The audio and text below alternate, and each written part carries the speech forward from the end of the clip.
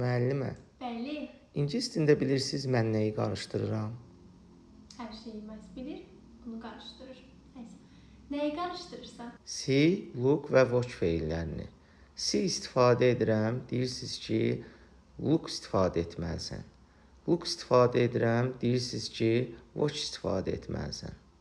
Bu qaydanı mənim üçün və fərqi bilməyən izləyicilərimiz üçün izah edə bilərsiniz? Əlbəttə edərəm. İlk öncə onu qeyd etdim ki, see, look və watch hər üçü baxmaq deməkdir. Sadəcə aralarındakı fərq nədən ibarətdir? See bir şeyə ötəri baxmaqdır, nəzər salmaqdır, yəni qeyri-ixtiyari baxmaqdır.